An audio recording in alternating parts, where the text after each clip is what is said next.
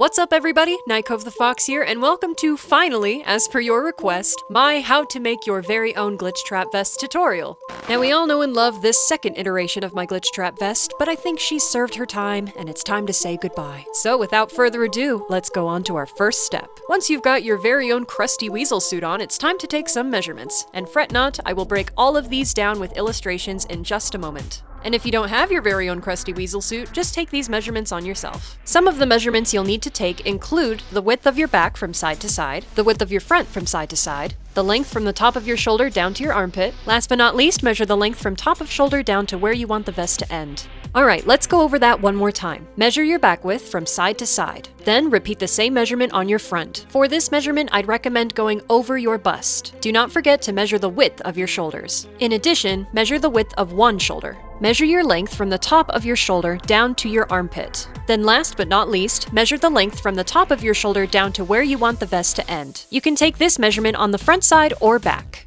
Now, before we continue, I'd strongly recommend you check out the description. Down there, you'll find a detailed list of all of the fabrics, materials, tools, etc. that I used, including the links on where to find them.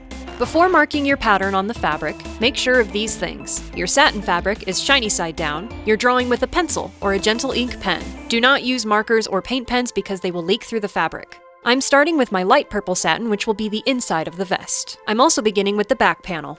Mark your shoulder width first. Be sure to mark the center point of your measurement as well. Now here's my very sad attempt at trying to draw a straight line across. If you'd like straighter lines, don't be like me kids, grab a ruler or a straight edge. But this is a great time to bring up that when you do cut out your pattern, cut it out 1 to 2 inches larger than your measurements. This will leave room after you cut the pieces out to lay them on top of each other and trim them down to match, without making it too small. You'll want at least ½ inch for sewing pieces together and hemming. Next, go ahead and mark your back length. It's also helpful to mark the center point of your pattern.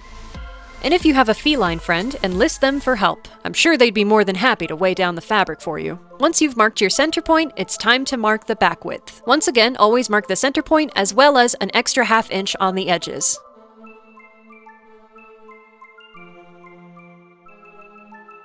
This is also a good time to mark where the triangle cutout will be on the bottom of the back. Mine ended up being about 3 inches wide and 2.5 inches deep.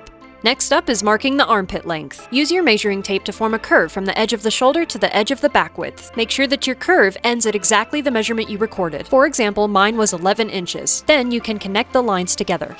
Here, I drew a curved line connecting the shoulder down to the armpit. Now you just repeat for the other side. And this is about the point where Tempest decided to join in. Although I think her interest lied more in the pen than helping me. Or of course, in serving as a fabric weight. It's always the cats. After I sent my cat away, I started making some adjustments to my pattern, like adding a little more length at the top. Then I marked the width of the top of each shoulder. With the space in between, I drew a slight curve for an opening at the back of the neck. Then I decided to lay the old vest on top of the new pattern and use it as a reference to see if there were any adjustments I still needed to make.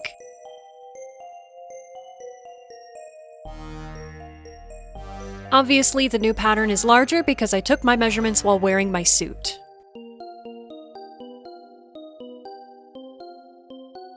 Now, you can cut out the back panel, just be sure to cut out the larger shape. If you want to save time, feel free to pin your two satin fabrics together before cutting. This way, you'll only have to draw and cut the shape once. However, don't forget to pin them together non-shiny sides outward before sewing later. At this point, if your pieces are looking huge and messy, that's okay. Fold your back panel in half and trim it down to be more symmetrical. And voila! You have a back panel done. Next up, we're going to draw the pattern for the front panels. You can shortcut this process by simply tracing the back panel onto the fabric again. Since most of these measurements will match anyway, this saves you time from having to redraw the shoulders, armholes, and length from scratch.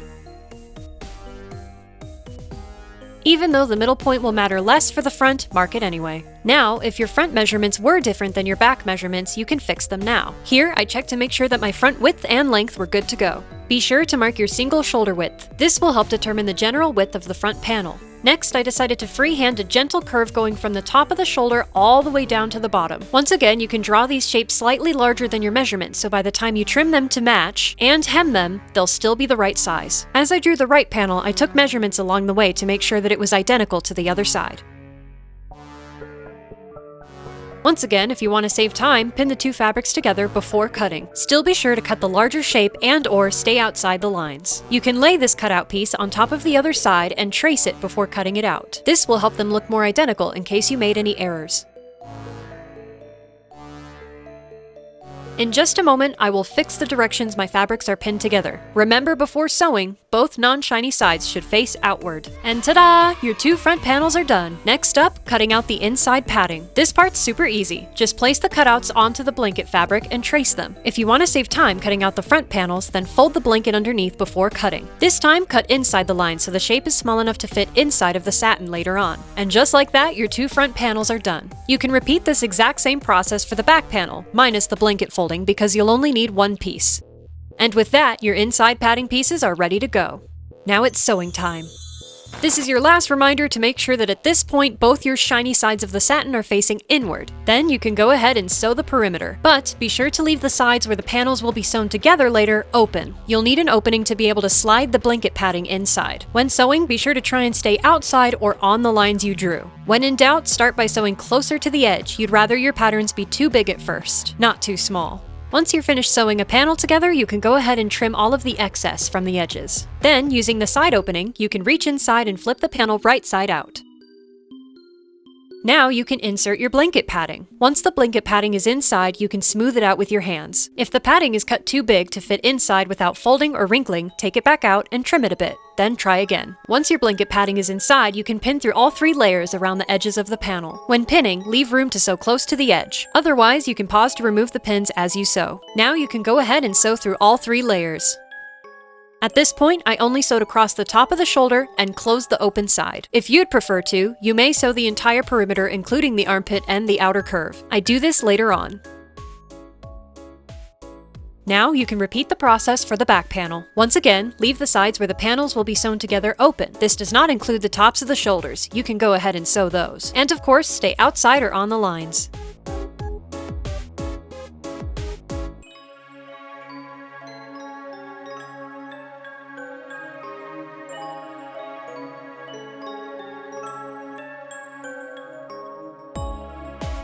Right about here, a nightmare occurred and I ran out of bobbin thread and it tried to pull the fabric into the pit. So this is your PSA to make sure you have plenty of bobbin wound before you begin. At this point, I went ahead and sewed over the triangle cutout lines before cutting it out. Once you're through sewing, you can cut off the excess as well as cut out the triangle. Next, you can lay out your inside blanket padding and trim it down to make sure that it'll fit inside. Don't forget the triangle piece. Then you can flip the panel right side out and insert the blanket padding again. Once it is smoothed out inside, go ahead and pin it around the edges once again, just like the front panels. Then you can sew through all 3 layers around the perimeter. This also includes sealing the side that was left open. And just like that, your padding is installed. This is the stage where I decided to pin the panels together to do a test fit before finishing my perimeter sewing. If you went ahead and sewed the entire perimeter already at this point, don't worry, you're just fine. Either way, the same rules apply when pinning your panels together. Be sure to pin it together so that the dark purple sides are touching. Remember, you are only sewing the shoulders and the sides together, so leave the armholes, neck hole, and bottom open.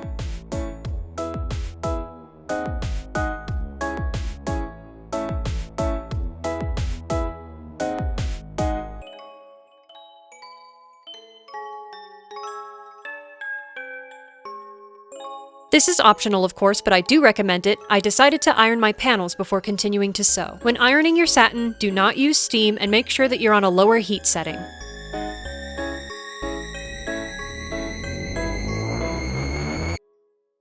After ironing, I continued the step of pinning and sewing all 3 fabric layers together. The reason why we're stitching the perimeter is not only to secure the blanket padding inside, but to also give the vest a nice clean hemmed look from outside.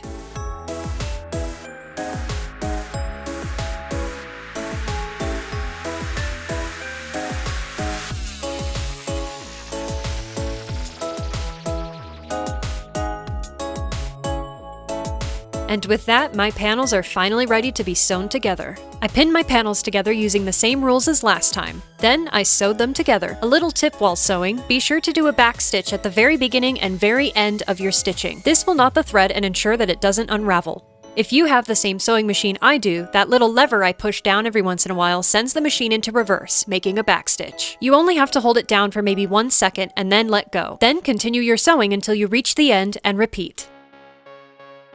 Once you're done sewing, you can trim away all the extra fabric on the inside edges. And ta-da! You have a vest sewn. And this is how it's looking so far. You're looking pretty dapper there yourself. Well done. I think you're going to make a fine Weasel. But we're not done sewing. Next up, we get to make the loop. For this part, I stacked 2 strips of satin fabric on top of each other with the non-shiny sides outward. Then, I took a smaller cut piece of the blanket padding and saw if it fit inside the edges. I didn't do this, but if you want to, you can trace the shape of the blanket fabric onto the satin for a sewing guide. For now, you can remove the blanket padding and just pin the 2 satin pieces together. Then, sew only the long sides shut, leaving the short sides open. Trim away the excess on the edges. And then my camera died. And my big brain didn't notice until I was already done with this entire step. So, allow me to demonstrate via illustration. This is a top-down view, as if you're looking down at the piece while it's on a table. Once you have flipped your sewn piece right side out, you can take the blanket padding and insert it inside. Once that's done, you can sew the 2 short edges shut. Then you'll want to fold those 2 short edges underneath the shape. Be sure the dark purple color is facing upward. Then these parts of the loop will be your points of contact for either gluing or hand stitching it to the vest. For gluing, you can use fabric tack or E6000. I hand stitched mine. Place the loop 1 to 2 inches above the triangle. Next up, adding the stars. I'm using 2 shades of metallic purple everyday iron-on vinyl. Find yourself a free-to-use star image online, but it must be a transparent PNG file. Then, place the stars on your grid using the CRICUT Maker app. When placing your stars, you can place them pretty closely, just make sure that they don't overlap or intersect. You can fit as many as you want or can according to your mat and material dimensions. Here, I'm using a 12 by 12 inch mat and 10 by 12 material, and these are the approximate sizes that my stars ended up being depending on the color. If this is your first time using a CRICUT Maker or the CRICUT Maker app, just like me, then here are some basic tips I learned.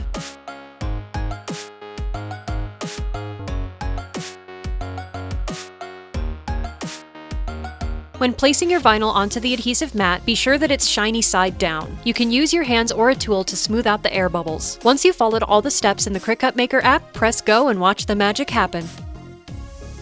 Once the CRICUT machine is done cutting, unload the mat and carefully peel the whole vinyl sheet off of it. Then you can start weeding or peeling off the excess vinyl from the backside. I end up finishing the weeding process a little later on, but you can do it now if you'd like. First, I went ahead and repeated the process with my darker purple vinyl. The organization and sizes of my stars were different for this color. Once my dark purple vinyl was cut, I took it to the side and continued the weeding process for every single star. This was perhaps one of the most time-consuming parts of this entire process, but hey, it was super satisfying. But I would definitely recommend you get yourself a basic tool set for this. Once I was done weeding, I decided to cut out a single small star to do a test swatch with the heat press. If you decide to do this too, cut out a small square of transfer tape, then stick it to the shiny side of your vinyl star. If you want your tape to be a little less sticky, stick it to your hand and peel it off a few times before sticking it to the fabric. Once your star is secure to the fabric, check your vinyl for heat press instructions to follow. Set your heat press to the correct settings and then press down. Go ahead and leave the vinyl to cool before peeling up the tape and clear protective material. When you do peel, start from a corner and go slow. And she's looking good! As you can see, both the transfer tape and the clear backing have come off just fine. If your test swatch was successful, you can go ahead and move on to the big leagues. Take your roll of transfer tape and cut it to the width of the back panel. Then you can flip it over so the grid side is down, but don't peel off the paper yet. Now this part may feel a little awkward, but you're going to pin the transfer tape to the back panel. Yes, through the paper. Then once it's pinned, you can carefully peel the paper backing off, revealing the sticky side facing upward. Try your best to carefully peel around the pins and leave them where they are. Okay, I lied. The weeding wasn't the most time-consuming part. It was this. If you haven't yet, you can go ahead and cut out every single one of your stars. Do not peel them up yet. Now my issue was my material was small enough that I wanted to see if I could fit as many stars as possible. So I had stars inside of stars, and it meant that I had to use a knife to cut them out. But you don't have to be like me, kids. You can take the easy way out. Do not stack your stars inside of stars unless you want a really bad time. While you're cutting these out, you can go ahead and sort them in piles by size and color if you want.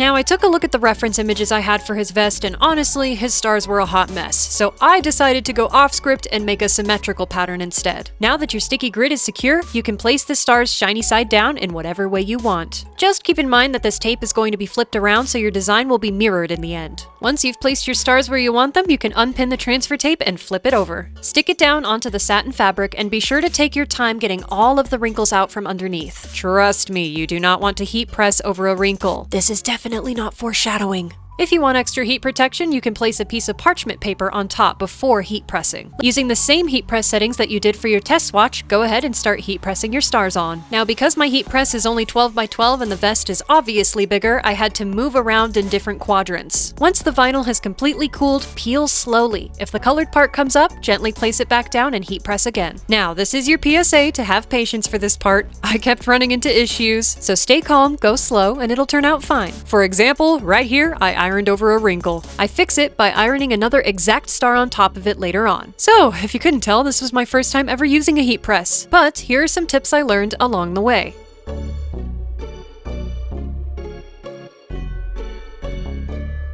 As you can see, here I am fixing any stars that got a little messed up. Again, I just picked another exact match star and heat pressed it over top the messy one. And voila! Crisis averted. Now for the front panels, since they were smaller and easier, I decided to forego the transfer tape. If you would prefer to use it, go right ahead. If you're not using it, just place your stars shiny side up. Carefully place your parchment paper over the stars as to not move them around. Then, repeat the heat pressing process. I did some test peels as I went. Feel free to do this yourself as well to make sure that everything is going as it should.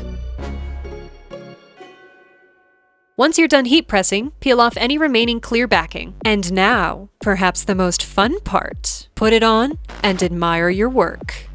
And if you're really feeling jazzy, transform yourself into the one and only Stink Weasel.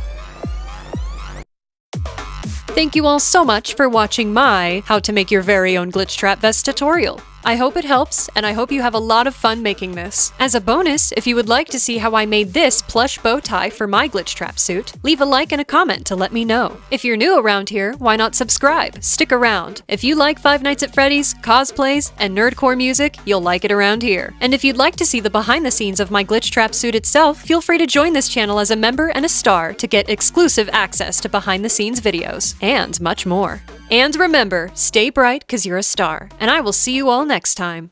Goodbye.